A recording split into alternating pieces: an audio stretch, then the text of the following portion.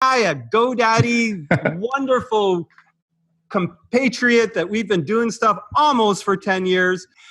Listen, this is a big one. So if you have a small business, if you know of a small business that needs to connect with their community, Andy is the boss as far as community marketing goes. He's been doing it since, I don't know, like 20 years. Like you started with GTA community, right? Yeah, throwback to high school hobbies. Yep. Started with GTA community. You and I, that was all about community with the WordPress community in Toronto. We grew it up to from little to like over 2,000 people. We ran word camps together. There was like 500 people coming together full of community. You're over at GoDaddy. You're a community manager at GoDaddy. You know, I live and breathe this stuff. Like it's one of those dream situations where you take a hobby and it just becomes the thing that you do. Yeah, I love it. It's amazing. So if you are, if you know of a small business that needs to be talking about community, share this right now. Tag those people, start a watch party and say, hey, you need to connect with your community. This is the thing you need to be watching. So it is going to be a good one. All right. So why don't we start? You get to start? Always. All right. Awesome. Let's go. So why don't you start off? Like, how do you define community? What's community to you? You're doing all this stuff. What's up with that? So community is an interesting beast. And one thing I learned when I joined GoDaddy is that people have very different definitions of community based on their own biases and context. Where I ended up after spending years trying to figure out like how do people define this was that community is a connected group of people with something in common. It's not a single platform. It's not necessarily just like a Facebook group. Like it transcends any of those things. It is a bunch of people that get together because they have something in common and they are connected to each other. If they're not connected to each other, probably not a community. It's probably an audience. They might have mutual interests, but it's that connection between each other that makes them a community. So you mentioned audience. Like, what makes a difference between an audience and a community? So if you think about an audience and like visualize this, for example, you're sitting in a room, everyone is facing the front, right? Like you go to a conference, someone is at the front, they're presenting. You're an audience because you're all just facing this one direction, facing this one person, facing the stage. Now, if you take that setup and you turn all the chairs around, get everybody to face each other, imagine like little breakout groups of round tables or just like one big circle of everybody facing each other, start getting the conversation going between individuals who are all there in the room together. That's one way to easily visualize it. Because as soon as you make that shift from we're all staring at this one person or this one presentation that's happening to we're looking at each other and talking to each other, that's the flip, going from audience to community. So, I mean, this brings me back to some of our early days working together. And even I remember going to our first word camps. And one of the things they talked about with word camps, like this big kind of largest conference about WordPress, all things WordPress. And they had presentations and we were all facing the front. But everybody spoke about the thing you want to do at a word camp is the hallway conference. Right? Where it stops being about the person in the front and it starts being about the people around you. Exactly. And that connective tissue was so huge. And then I went to like the Art of Marketing conference or whatever it was, and it was all forward facing. It was all just about the people, the keynote speakers and the takeaways you're going to get from the speakers. There was a substream of people on Twitter, like, because that was when we tweeted out stuff and did all that stuff. But it wasn't connective. Yeah. Now, yeah. So as you describe audience, it almost sounds more like guru worship, right? The like person up on the stage that everybody's like focusing on that one person. Yep. Yeah. And that's one thing where it's always kind of got under my skin when I hear influencers or folks with a large following talking about their community. And I feel like they're doing their audience a disservice if they call them a community, but they're not doing anything to facilitate that connection between their audience members. It is just an audience.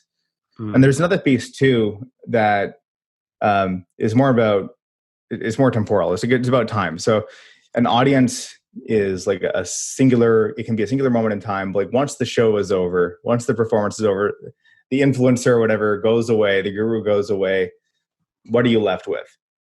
The only way for a community to live on is to have that connection, because it's bigger than one person, right? Like a community is about the collective whole. It's all the different people. So people can come and go. As long as there are still people coming together, the community still lives on. And that's a big difference from an audience, because once the show is over, the audience disbands. Unless you got like a little cluster of folks that are like, you know what, let's stick around for a bit. Let's have a conversation. Let's go somewhere else and hang out. Communities can form out of that, but the audience is not the community. So, I mean, let's dig into that a little bit, because I could see why, it's not, you want, like, if your agenda is to, I don't know, sell shit, buy from me, whatever it is, like GoDaddy, like buy domain names, right? Or whatever it happens to be. I could see why it would be like, sure, we want community so you feel like you belong. That and if you feel like you belong and it's coming from us, then maybe you're going to buy more stuff from me, type thing. And whereas a community is a little bit more wonderful, you're engaging with like-minded people. It feels sticky, right? A community can last forever. And then, how do you appropriately leverage a community for marketing purposes when it comes to business, and it doesn't feel forced? And now maybe it's well, let's go there first. Yeah. Then we'll talk about what you do when it starts getting out of hand. Like, oh Lord, yeah. So let's go down the fun, the fun part, out of the yin and yang. Let's go down the light side first. So with community and audiences, they're not mutually exclusive. And the way I think about it, especially for small businesses, is that there are communities that already exist. Chances are, if you're, let's say you're a professional services provider, like you do HVAC or landscaping or something, chances are that there are communities of place. So there are geographic communities that already exist. You can probably find them on Facebook, people who are looking for advice from their neighbors or from other people in the community. We got tons of them in the GTA. I'm a member of like 4 different Facebook groups, just because I'm trying to find local businesses to support right now. And also because I want to know what my neighbors are up to, like what's happening in the community. You as a local small business, jumping into those communities and participating, what you're doing at that point is you're showing up, you're being helpful. And by leaning into your expertise, like knowing your lane, knowing the things that you can help with, and looking for those opportunities to step in and be helpful, answer questions, do those sorts of things, that's where you start to cultivate your own audience. The problem is that if you just immediately go in with nothing, like you have no existing audience, no report, you just start blasting out and saying, hey, buy our stuff, buy our stuff, buy our stuff. There's no trust that's been built up yet. I don't know who you are. I have no relationship with you. There's nothing that sets you apart from anybody else, except for maybe your price. Maybe you're cheaper or something. Maybe you have good reviews on Google or something. But to start building the rapport within the community, to start building that trust on a more personal level, that's the big opportunity for a small business. Because the big brands, and I'm thinking about the work that I do at GoDaddy, for a bigger brand, it's a lot harder to come across in that sort of way. I hate the word authentic because it's been beaten into the ground, but that's pretty much what it is. Like this notion that you are an authentic person behind a big brand name, that you are here because you want to give to the community and participate in the community. There's that big veneer of a big brand, a big corporation that's really hard to peel away. So if you're a small business, you don't have to deal with that as much. Yeah, I mean, from a big brand, and this is what I've liked talking with you, because when you started at GoDaddy, I know maybe there are a little, ways along with the shift towards a company in a direction that you absolutely love and appreciate, a little bit different from the younger scrappy days. Yeah. And that's where a big company or a larger company, even a small company like 100 person or 50 person, still can be big brand-ish. So needs to give somebody like you the mandate to be a person in relationship to the community. Yes. And the interesting thing, as you're talking about this, it's relationship. Relationships are built on trust, right? That's all what this is about. It's longer term thinking.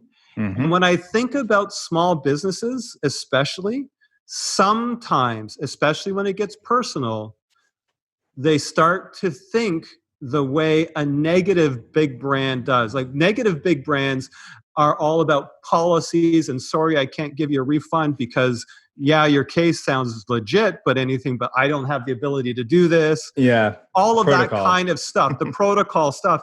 But when you're a small business and it starts to become personal, you hated the haircut that I just gave you, even though you seem to be okay when we're there in person, and you're telling me on my Facebook group that I'm participating in that we suck or something like that, right? Then what you're doing there is it's no longer a policy issue or a protocol issue that is all about cutting down the dollars and saving some stuff. What you're doing is you're participating in the community, but you don't the community is happening no matter what around you, especially with a small business. It's happening. Either you participate in it and you do stuff. You take sometimes losses. Mm-hmm. Exactly. Right? You're like, I'm really sorry. You know what? I'll give you your money back. No problem. And you're happy about it. I like to feel it's fundamentally unfair. and it's you have to mentally you have to check yourself, and I have to do this a lot too when I'm in GoDaddy work mode. I have to constantly push up against protocol, because in order for you to really build that trust and build that relationship, you need to sometimes work around the systems that are in place. And it's those moments when you're able to work around protocol when you can really turn things around. Because if protocol says that this is what needs to be done, and protocol has been followed over and over and over again, and people are still running into issues, then clearly the protocol is not working. So what can you do to solve the problem? And then from that, what can you learn to improve things? And it's the same thing for a small business. Like if you look at those moments where you're like, you know what, that customer was wrong. This feels like a loss. I don't want to give this up. Shift the thinking a little bit and see this as an opportunity. I know, Brent, you're big on just thinking of abundance and opportunity. And I'm trying to do that a lot more. And I think it's a really good way to approach community marketing, because if you look at something that might first seem like a loss, and then you think about, well, what's the opportunity here? Have I now encountered an opportunity to create an amazing experience where that person went from saying, you know what, I didn't like that thing you sold me, to I am so happy with how I was treated coming out of that?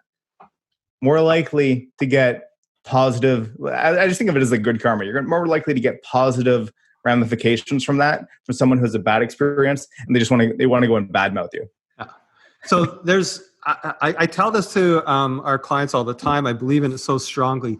The best review you can get in the entire world is a 1-star review. Like, I hate you guys, because there's only 2 outcomes from that 1-star review. First of all, people are going to pay attention to it. So you got eyeballs on it. Now, from a marketing perspective, you get to say, hey, sorry about the experience. We're really, whatever it is, give a little bit of context, but not defensive. And then you go into it and let's make it right for you. For you, individual, that one person. And then that one person either is going to be like, yeah, you guys still suck, or holy cow, what? Really? And now they become a fan. That's a reasonable outcome from that on that single thing. Everybody else out there knows that sometimes people are having a bad day, bad week, bad year, bad life, whatever it is. They're going to give you the negative review. Your response to that means, oh, wait a second. So if I say I'm not really happy with this thing, you're going to be like cool about it? All right. I think I know. Yeah. I've seen sometimes reviews where like the business owner will respond to the negative review, but come back like angry, defensive, and like blaming. And whenever I see reviews like that, I'm just like, I don't think I'm ever going to go there. Yep. So marketing your business by participating in the community. Can you share some tips, some ideas around what to do? It's really simple. 3 words: always be helping. Look for those opportunities to step in and be helpful. I mentioned before, like knowing your lane. What is the area of expertise that you have? If you keep showing up and offering advice, free advice, recommendations, your personal, professional take on things, you'll start to build a reputation for being the go-to business or go-to professional for that subject. And it's that accumulation of all those little moments over time. And it might seem at first like I'm just talking to this one person, but think about the evergreen effect of that. Other people that come by and see those conversations where they're looking for the same information, they see the post, they see your response, and they start seeing you respond over and over again, over and over again. Now you are the top of mind expert for this subject because you just keep showing up and you just keep being helpful within the community about this specific thing. Love it. And I would say, especially now, like for small businesses, participate in your community. The community sentiment for a small business, you were just talking about it earlier, is like you want to support local businesses because you know that this stuff that's going down right now, June, end of June 2020, the impact is going to be pretty darn big. It's already being felt. Some businesses are like, I don't know how to do this. I don't know how I'm going to do this after government subsidies. I don't know what to do. I know there's a recession coming and I might not be ready for it. All of that type of stuff. Yep. And so the sentiment is super high. And if you engage in the community, like look for those opportunities. And exactly. You're making your community better. Exactly. And it's that helping. It's not always be selling. We're not going down Glen Ross. Always be closing. Always be closing. Yeah. It's not that. It is always be helping. And that doesn't mean that it's always going to be things that seem explicitly tied to what you sell or what you do. If there are other ways for you to help the community, look for those opportunities. Yeah. And that to me, like, there's so many benefits from that. One, you're probably going to get some visibility. You're going to start that longer term relationship with the community at large. You're going to feel awesome. Your staff is going to feel awesome. Your staff is going to have a purpose. And the leverage on such a simple action, random act of kindness is huge. And it helps you define your brand. I mean, if your brand and your purpose of your business is to make cash, that's okay. That's cool. But you have to realize that means that when stuff like this goes down, people are going to be like, nah, they've survived. They don't. Who cares? Yep. And on the other side, put yourself in your customer's shoes or your client's shoes. Great. Your business purpose is to make cash. Awesome. Chances are your customer doesn't care about the fact that you want to make cash. What's the thing that they care about? And that's marketing 101, right? You're solving problems. What's the need or pain thing that you're helping them with? I also really like what you said about your purpose. So going like an order level higher around why do we exist? What's our goal, our vision as a business, and riffing off of that as you think about how can we help the community? Yeah, I mean, listen, at the end of the day, business is people. Everything is people, but business is people. And so sometimes I think we forget that. Yeah. And I get that part of the shareholder system and the capitalist and the corporate system and all that kind of stuff does separate out the profit motive and all that's in the value motive from stuff. So I get that there's pressures towards not thinking of it as people, but small businesses, I'm sorry, it's all people. And your results are directly tied to people. So, by the way, we actually have like a semi-commitment to like 19 minutes. Like, so we're. Okay. I know. We like to keep it very tight, but we're going to keep going a little bit longer because I want to dig into a couple things. One is there a way? Like, how do you think of community marketing, and how does it vary between medium, larger, small business entrepreneurs? Like, what's the variety there? Like, how do you look at that spectrum? Because you're obviously working with one of the largest companies. Yeah, right? We're on the larger side of GoDaddy. Yeah. I think of it as this a relationship between like fuel and agility. So when you're in a smaller organization, a smaller business, you don't have as much fuel. You don't have as much capital. You can't throw a bunch of money behind sponsorships and advertising and all of these things. But you have a ton of agility. And one of the best things you can do that's really easy at a smaller size is starting to form partnerships and collaborating with other small businesses that are complementary to the things that you do. That's a lot harder to pull off when you're a large organization because there is so much protocol involved in doing that. And it takes a lot longer. When you're at a large organization, your agility, you're not thinking about day-to-day, week-to-week as much. You're thinking more about years, quarters. Like my planning for GoDaddy, I think in terms of years and quarters. I rarely think about things at a week level, never at a week level, maybe at a monthly level. because that's the scale that you're operating at, and that's how slow you have to move because of all the different pieces that are involved. It's like turning around a giant ship. In the middle, if you're like a medium-sized business, you have some capital, you can do a little bit of spending, but you're still small enough to be nimble, you're in a great spot there, because I think it's that gray area in between the two extremes. If you're anywhere in that spectrum, you have a lot of options to play with between how much fuel can we put on things and how quickly can we move, how agile can we be. So for example, you might look at, if you have some capital kicking around, maybe you put that into developing a retention program for your customers, right? So we talked about the recession coming. What are some things that we can do? Well, it's a lot easier to keep the customers you already have. Maybe you take some of that capital that you're getting through what's available now, and you put that into developing a program to keep your customers coming back. Maybe there's some sort of financial incentive there. Maybe there's some sort of kickbacks if they agree to you put them on a retainer or something. But you have something there. For retail especially, getting on e-commerce now when all of the options are open, significant discounts, a lot of services in place. You look at what Digital Main Street is doing with their program to get businesses online. Like all of these different opportunities are available. Do that now to set yourself up for the future. And if you're in that middle spot, in that gray area, it's a perfect time for that. Yeah. I mean, there's so much things that you can leverage right now. Anybody who's sitting here watching this and thinking, I don't know what to do.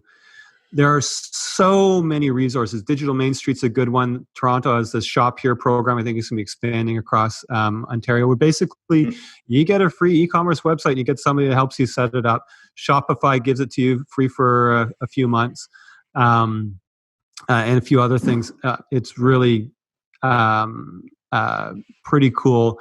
You've got, I actually was talking with Arthur the other day, where there's some clients that we're approaching and we're like, it's a good time to market and move forward and all that kind of stuff. And then I realized you have government subsidies for employees. You could hire somebody at 75% off. Mm-hmm. Oh, maybe you should actually do that instead of hire us at agency rates. And I did the whole sorts of math, and you're like, in 1 month for $2,500, you get $40,000 of our services. It's like ridiculous, the amount of leverage you can get. So I was like, okay, everybody, if you've still got it and you have the capacity to it, like you're a retail business and suddenly things dropped over 30% year over year, go that direction. If you need a little bit of support with that, call us. And for me, that's community. And that's easy. To your point about agility, I was like, that's actually easy for us to do. Right? It's just like, it's a decision on a day to say that to a customer. Yep. You have to take it to the board. Yeah, I know. I'm not like, hey, can we do this? I want to change my sales tactics and all this kind of stuff. I think it's a really good idea long term. It'll build trust. If the from a marketing perspective, it's absolutely phenomenal, because if businesses can recognize the value of marketing really super quickly by investing $40,000 worth of it all of a sudden over 1-2 months type of thing, then after all the subsidies are gone, they're gonna be like, hey, how do we still do this? And we're like, yeah, hey, how about us? We can help you now, because you don't need a full-time marketing department. That's what an agency is really good for. All of that kind of stuff would be my PowerPoint presentation, instead of, hey, I think I'll do it. Like, so that's a good point. So if you're a small business, just think about how you can provide value. That's your road to riches. Put the road to one side. That's something in the future. It's a long-term engagement and relationship. It's a result, not a reason to be. And then people will be like, oh, okay, I can trust you. I like you. And that foundation piece of the things that you can do now, community marketing is great, especially when you're going into times of scarcity, because it is about that slow burn personal relationship. You're not throwing a bunch of money behind an ad campaign. You are showing up and participating. So if you take the capital and you build the foundation now, get the things in place that you need to point people to, then start thinking about, well, how are we going to show up in the community? How are we going to participate? How are we going to help? Because that's an ongoing organic thing built on top of the solid foundation. And people are going to be making decisions with their money. Do I do this or do I do that? And if they're like, oh, this has actually brought me value in the past because the guy's been participating in the community, or the company's been participating in the community, she's been doing a wonderful job, that's where it's going to go. Oh, it's $10 more? That's okay. I see the value for my life around me, even if it's not directly to me. Exactly. This is your competitive advantage. This is your competitive advantage. You're not going to be able to compete with big business on price because they can eat the loss for a much longer term, especially for like Amazon and Walmart and those. You can't compete with them on price. What you can compete with them on is that relationship and being part of the community and being able to serve that community at a much more authentic level. Love it. Authentic. Okay, I need to think of a dad joke for authentic. Okay, I promise you I will think of a dad joke for that one I might have to Google. Okay, so these are ridiculously good. So glad you're on, Andy. Anything that you'd like to sum up? Like, what are the main 2 or 3 steps? Just to sum things up. Anyone who's watching the takeaway become more engaged in their community marketing. All right. Tactical advice. Number 1, find groups that you can participate in that already exist. Chances are there's going to be local groups on Facebook that you can join. Jump in there. Hashtags on Instagram. Jump in there. Keep an eye out for anything that's tied to the community that you want to serve. Show up. Be helpful. Always be helping. Look for opportunities to help them out. And then when you're ready to point them to the things that you can do to help, do it in a way that is still helpful. Don't go for the high pressure sales or anything like that. The fact that you're building a relationship with them is already a really big lever that will help win them over. Keep doing that over the long term. Just make it part of your regular routine. Do it on a daily basis, weekly basis. Just keep showing up, keep helping, keep participating. Be a great giving member of your community. Love it so much. Like, really ridiculously good. So good. Brent, I gotta ask, Yeah. why is it taking so long to get Andy on the show, and when are we getting him back again? I know. Listen, you don't know this, but Andy and I did Kill the Guru as a thing. Is he one of the OGs? He's the OG. We actually started that thing called it was called Online Friendly First. We decided to shift it to Kill the Guru. I was actually like gunning for method marketing. Remember that, Andy? Oh yeah, I remember that. Yeah. So maybe that'll come back. Kill the Guru is still happening, by the way. It's actually on tomorrow. I'll give it an intro. Bringing it back. But I totally agree with you, Arthur. You need to be a regular on the show, Andy. Just let me know. If I can join, I'll join. Just give me a heads up. Love it so much. Okay, we're going to go into the out. We have music for this too, Andy. Oh, the polish. I love it. I know. You've tuned in to COVID Marketing with Brent Kobayashi and Arthur Tutt. The show to support small business, not just to survive. That's right. That was episode number 70. Thank you so much, Mr. Andy McIlwain, for joining us. It's been too long. Tomorrow, we are talking about... So tomorrow, we're going to be broadcasting another episode of Kill the Guru. Joining us is Michelle Jacob, an amazing entrepreneur and coach who owns the business Rewiring Minds, which supports other entrepreneurs with tools to manage stress and reframe their outlook so they can approach their business with a more heart-centered way. Oh, that sounds so good. If you're going to be approaching community, you want your business to be heart-centered. So, sounds like it's going to be a soulful episode, huh? I will tune in. All right.